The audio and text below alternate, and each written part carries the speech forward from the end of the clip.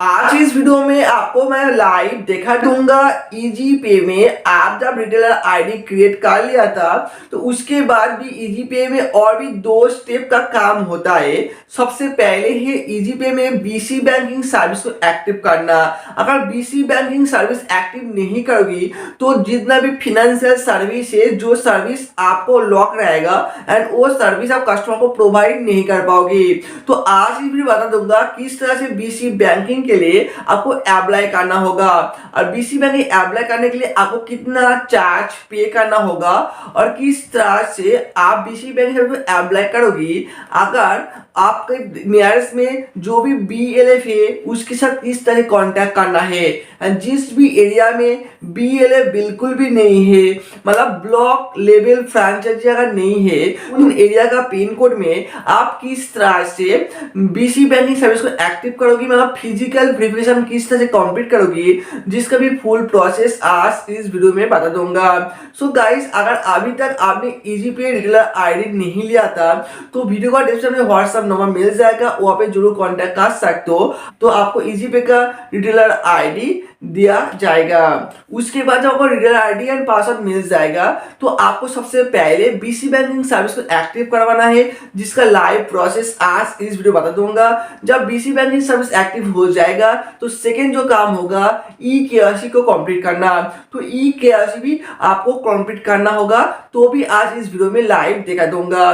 उससे पहले भी आपको जानना चाहिए जिस फ्रेंड का शॉप है, जो फ्रेंड शॉप में बैठकर ईजीपे आईडी को लेना चाहते हो, ईजीपे आईडी को चलाना चाहते हो, तो उसके लिए कुछ डॉक्यूमेंट का रिकमेंड पड़ता है।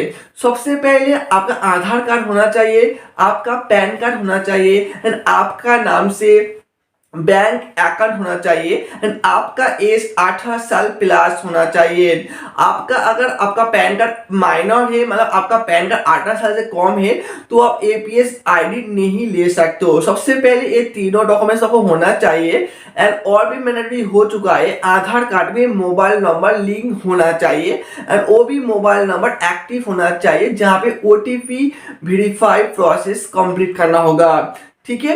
उसके बाद अगर आपका शॉप है, अगर आपका शॉप खुद का शॉप है, तो आपका नाम से इलेक्ट्रिक बिल होना चाहिए। अगर आपके पास इलेक्ट्रिक बिल नहीं है तो आपके पास एक और एक ऑप्शन भी है, उद्यम आधार, मतलब उद्योग आधार। आपका बिजनेस नाम पे उद्योग आधार रजिस्ट्रेशन होना चाहिए, उसका भी सर्टिफिकेट आपके पास होना चाहिए। तो जो भी फ्रेंड का शॉप तो है बट वो शॉप खुद का नहीं है, रेंट का वो शॉप लिया है, तो उस शॉप का रेंट का जो एग्रीमेंट पेपर होता है वो भी मैंडेटरी है। आपका रेंट एग्रीमेंट पेपर चाहिए, तब जाके बीसी बैंकिंग सर्विस एक्टिव होगा। बीसी बैंकिंग सर्विस मीन्स यहाँ पे आप जब अप्लाई करोगे तो आपका एरिया का पिन कोड में जो बीएलएफ है वो आपका शॉप में विजिट करेगा, फिजिकल वेरिफिकेशन होगा, आपका डॉक्यूमेंट्स का वेरिफिकेशन होगा, आपका शॉप का वेरिफिकेशन होगा। उसके बाद ऑन फील्ड ऑन स्पॉट ही बीएल में आपका आईडी को एक्टिव कर देंगे। उसके बाद ही आपको ई केवाईसी को कंप्लीट करना होगा, देन आपका बीसी बैंकिंग का जितना भी सर्विस है वो सर्विस एक्टिव हो जाएगा। तो जो भी फ्रेंड का कोई भी शॉप नहीं है, जो घर से ईजीपे आईडी को लेना चाहते हैं, घर से ईजीपे के थ्रू बिजनेस करना चाहते हैं, उसके लिए तो ये जो डॉक्यूमेंट्स पहले बता दिया था वो डॉक्यूमेंट्स तो लगेगा। उसके साथ साथ उसका घर में कंप्यूटर, मतलब डेस्कटॉप या फिर लैपटॉप होना चाहिए। अगर डेस्कटॉप या लैपटॉप नहीं होगा तो आपका एरिया का जो बीएलएफ है वो आपका आईडी को अप्रूव नहीं करेंगे, तो ये भी आपका देखना पड़ेगा। उसके बाद जो एरिया में कोई भी बीएलएफ नहीं है उसके लिए आप एक अपॉर्चुनिटी है, तो आपको बीसी बैंकिंग अप्लाई करने के बाद आपको ईजीपे का जो कस्टमर केयर नंबर है वहाँ पे कांटेक्ट करना होता। तो वहाँ पे जब कांटेक्ट करोगी तो ईजीपे कंपनी वालों ने आपका पिन कोड में ई कॉम का जो कुरियर होता है, ई कॉम कुरियर को भेज देंगे एंड ई कॉम कुरियर द्वारा आपका शॉप का या आपका डॉक्यूमेंट्स का डिटेल्स का फिजिकल वेरिफिकेशन होगा एंड ऑन स्पॉट आपका बीसी बैंकिंग वहाँ पे अप्रूव हो जाएगा। तो चले फ्रेंड, अभी हम देख लेते हैं आपका ईजीपे का आईडी पासवर्ड मिलने के बाद किस तरह से बीसी बैंक के लिए अप्लाई करना होगा एंड किस तरह से ई केवाईसी को कंप्लीट करके आपका आईडी को फुली एक्टिव करवाना है। सो फ्रेंड, जब आपका इजी पे का यूजर आईडी एंड पासवर्ड मिल जाएगा तो प्ले स्टोर से इजी पे इस मोबाइल एप्लीकेशन को इंस्टॉल करना है एंड उसके बाद इसी प्रोग्राम में ओपन करना है। जब ओपन करोगे तो सबसे पहले एंटर मोबाइल नंबर, जो भी मोबाइल नंबर इजी पे में रजिस्ट्रेशन किया था उसी मोबाइल नंबर को यहाँ पे एंटर करना है एंड नीचे जो गेट स्टार्ट का बटन है सिंपल गेट स्टार्ट में करना है क्लिक। देन आईडी के साथ साथ आपका बाय डिफॉल्ट पासवर्ड भी मिलेगा, उसी पासवर्ड जो एसएमएस में मिलेगा उस पासवर्ड देने के बाद आपको लॉगिन पे करना है क्लिक।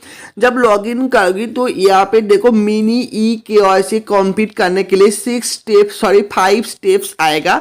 इस 5 स्टेप्स को कंप्लीट करके आपको मिनी KYC कंप्लीट करना होगा। इसलिए जो मोबाइल नंबर रजिस्ट्रेशन किया था उस मोबाइल नंबर शो होगा, सिंपल प्रोसेस करना है। तो उसी मोबाइल में एक OTP आएगा, सिंपली उस OTP को करना है यहाँ पे एंटर। मोबाइल नंबर एंटर करने के बाद कंफर्म सबमिट करना होगा। तो जब कंफर्म सबमिट करोगे तो उसके बाद आएगा रजिस्टर्ड ईमेल एड्रेस। तो ईमेल एड्रेस भी आपको वेरीफाई करना होगा, इसलिए प्रोसेस जो बटन है प्रोसेस बटन में करना है क्लिक। जब प्रोसेस बटन में क्लिक करोगे आप जो रजिस्ट्रेशन ईमेल दिया था उस ईमेल पे भी OTP चला जाएगा सेम प्रोसेस में। उसी OTP को आपको वेरीफाई OTP के अंदर एंटर करना है एंड कन्फर्म सबमिट करना होगा। तो इसी प्रकार में आपका मोबाइल नंबर ईमेल को वेरीफाई हो जाएगा। उसके बाद आएगा pan number, simple pan number देना है एंड प्रोसेस करना है। उसके बाद आपको देना है आधार नंबर, ठीक है। तो आधार नंबर 12 डिजिट आधार नंबर देना है एंड प्रोसेस बटन में करना है क्लिक। उसके बाद आधार लिंक जो मोबाइल नंबर रहेगा उस मोबाइल पे जाएगा OTP, आपको OTP एंटर करने के बाद प्रोसेस करना है, ठीक है। प्रोसेस करने के बाद कुछ प्रोसेस होगा, उसके बाद फाइनल जो स्टेप है लाइव एक आपका फेस कैम करना होगा जिसको आप सेल्फी बोल सकते हो, ठीक है। आपका शॉप में रहना होगा, यहाँ पे कैप्चर इमेज में क्लिक करो तो मोबाइल का फ्रंट कैमरा ओपन हो जाएगा। सिंपल आपका फ्रंट कैमरा से आपका चेहरा को क्लिक करना होगा, उसके बाद सबमिट का बटन आएगा, आपको सबमिट करना होगा तो मिनी KYC आपको कंप्लीट हो जाएगा और ये एप्लीकेशन लॉकआउट हो जाएगा। उसके बाद आपको दोबारा यहाँ पे लॉगिन करना होगा, फिर से आपका मोबाइल नंबर यहाँ पे एंटर करना होगा एंड गेट स्टार्ट करना है एंड उसके बाद पासवर्ड देना होगा। लॉगिन करने के बाद आपके सामने कुछ इस तरह से लॉगिन पेज ओपन होगा, मतलब इसका डैशबोर्ड होम पेज ओपन हो जाएगा जहां पे आपका अवेलेबल बैलेंस 0 रुपीज होगा। सबसे पहले आपको ऐड मनी में क्लिक करना होगा। ऐड मनी में क्लिक करने के बाद आपका वॉलेट में पैसा को ऐड करना होगा, इसलिए इंस्टेंट ऐड होता है UPI के थ्रू। सिंपल फर्स्ट जो ऑप्शन है UPI में क्लिक करना होगा, उसका इस तरह से इंटरफेस मिल जाएगा। सबसे पहले आपका नेम, ठीक है, आपका मोबाइल नंबर, पेमेंट जो करोगे उसका पर्पस क्या है एंड अमाउंट देने के बाद प्रोसेस करना होगा। तो आपको मैं देखा देता हूँ क्या क्या इसमें डालना होगा। सबसे पहले कस्टमर नेम, तो आपका जो नाम होगा रजिस्ट्रेशन नाम उस नाम ही डालना होगा। उसका नीचे है कस्टमर मोबाइल नंबर, तो आपका रजिस्टर्ड मोबाइल नंबर एंटर करना है। देन पर्पस ऑफ पेमेंट, आप जो पेमेंट करोगी, ठीक है, वो कौन सा पर्पस में आपको पेमेंट करना है। तो मैं यहाँ पे दे दिया था BC बैंकिंग एक्टिवेशन, ठीक है। तो आप यहाँ पे कुछ भी आप पर्पस दे सकते हो। उसका अमाउंट तो कम से कम यहाँ 200 रुपीज़ तो आपको ऐड करना ही होगा, आप चाहो तो इससे भी ज़्यादा ऐड कर सकते हो। उसके बाद आपको प्रोसेस करना होगा। देन यहाँ पे QR कोड इनेबल होगा, तो आप दूसरा कोई मोबाइल से भी या QR कोड को स्कैन करके पेमेंट कर सकते हो। अदरवाइज यहाँ पे process to via installed UPI यहाँ में क्लिक कर दो। आपका मोबाइल में जितना भी UPI ऐप इंस्टॉल है उसके थ्रू आप पिन डाल के आप पेमेंट करोगे। तो मैं QR कोड तो पेमेंट किया था, पेमेंट एक्सेप्ट भी हो चुका है। यहाँ पे देखो ट्रांजैक्शन हिस्ट्री में 200 रुपीज़ मुझे क्रेडिट हो चुका है क्योंकि मैं 200 रुपीज़ अभी वॉलेट में ऐड किया था। देन 3 लाइन पे क्लिक करना है, होम पे जाना है। होम में क्लिक करने के बाद देख सकते हो 200 रुपये ऐड हो चुका है। अभी मुझे BC बैंकिंग को एक्टिव करना है, इसलिए राइट साइड में जो BC बैंकिंग का ऑप्शन है वो आप सिलेक्ट करना होगा। तो स्क्रॉल डाउन के नीचे आना है, जहाँ पे क्लिक हेयर का ऑप्शन मिल जाएगा, apply for BC banking service click here. जब क्लिक हेयर करोगे तो BC बैंकिंग अप्लाई का क्या क्या डॉक्यूमेंट्स लगेगा उसका टर्म्स एंड कंडीशन शो होगा। इस टर्म्स को एक्सेप्ट करना है एंड प्रोसेस करना है। जब प्रोसेस करोगे आपका रजिस्टर्ड मोबाइल में फिर से OTP आ जाएगा। सिंपल 1 टाइम पासवर्ड में वो जो OTP आएगा रिसीव होगा, उस OTP को यहाँ पे 6 OTP वो भी यहाँ पे एंटर करना है एंड नीचे जो सबमिट का बटन है सिंपल सबमिट में करना है क्लिक। ठीक है। तो इसी प्रकार में आपको बीसी बैंकिंग को अप्लाई करना होगा। देखो यहाँ पे बीसी बैंकिंग अप्लाई हो चुका है। यहाँ पे जो बात बता दिया था आपको 48 आवर्स से 72 आवर्स वेट करना होगा। बीएलएफ आपके साथ कांटेक्ट कर लेंगे। तो दोस्तों आपको करना क्या है, इस प्रोग्राम में यहाँ पे जो डन का बटन है सिंपल डन में करना है क्लिक। ठीक है। तो मैं अभी आपको डन में क्लिक किया था, तो क्लिक करने के बाद देखो इस तरह फिर से पेज वहाँ पे बैक किया था। आपको कुछ भी नहीं करना है। यहाँ पे देखो अवेलेबल बैलेंस जो है जो 2 रुपीज़ है, मतलब 198 रुपीज़ आपको पे करना होगा बीसी बैंकिंग सर्विस एक्टिव करने के लिए। क्योंकि हिस्ट्री में देखो यहाँ पे लिखा भी है BC banking active just 198 rupees. ठीक है। तो अभी करना है फिर से बीसी बैंकिंग में अप्लाई। बीसी बैंकिंग में जब अप्लाई करोगे तो यहाँ पे फिर से दोबारा क्लिक हेयर का बटन मिल जाएगा। एंड क्लिक हेयर में जब क्लिक करोगे तो यहाँ पे देखो क्लियर नजर में आएगा BLF। आप जो एरिया का पिन कोड एंटर किया था उस पिन कोड में कौन सा BLF मतलब ब्लॉक लेवल फ्रेंचाइजी किसके पास है, जिसका नेम एंड जिसका मोबाइल नंबर आपको शो होगा। देन जो भी BLF आपका एरिया में है वो आपका शॉप में आएगा, आपका शॉप को वेरीफाई करेगा, आपका डॉक्यूमेंट्स को पूरा वेरीफाई करेगा। उसके बाद आपको करना है EKYC। सो BLF पे कांटेक्ट करने के बाद BLF मेरा शॉप में आया था, डॉक्यूमेंट्स भी वेरीफाई किया था। ठीक है। उसके बाद दोबारा इस ऐप को मैं लॉगिन किया था एंड बीसी बैंकिंग में चला गया था। उसके बाद देखो यहाँ पे ऑप्शन है kindly complete your EKYC to avail this service.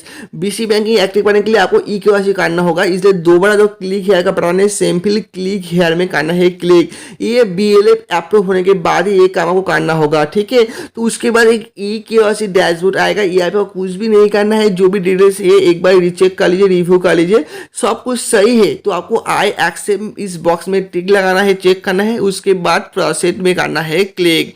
तो जब प्रोसेस करोगी तो उसके बाद आपको सेकेंड जो विंडो ओपन होगा जहाँ पे वेरिफिकेशन स्टेप, आपको फिर से एक बार दोबारा आपका नेम, आधार नंबर, पैन नंबर, ठीक है, चेक कर लेना है। उसका 7 डिजिट का OTP दोबारा मोबाइल पे आएगा, OTP को एंटर करना है एंड वेरीफाई में करना है क्लिक।